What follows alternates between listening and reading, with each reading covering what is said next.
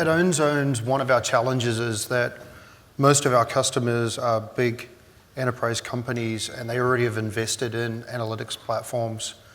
And so quite often they actually come to us saying, this is what we use across our enterprise, this is how we track viewership and trends and things like that, and we need your OTT platform to support it as well.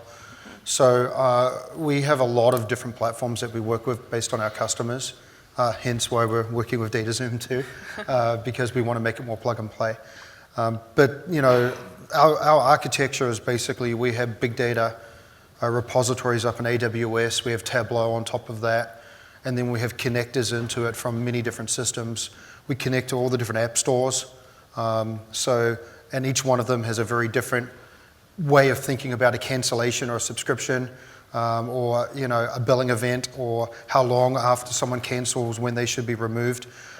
We plug into products like Conviva. We have player agents that send us metrics off the players. We have a lot of different feeds coming into our data warehouses, and then what we do is we normalize that up into these dashboards for our customers.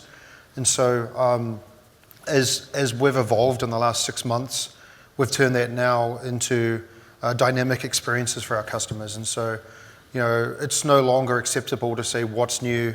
It's you know, what's new for you. What's new for you because you pressed the fast forwards button on the last 2 shows you watched, or you changed the category or something, right? And so a lot of what we're doing is actually using the data now to build personalization.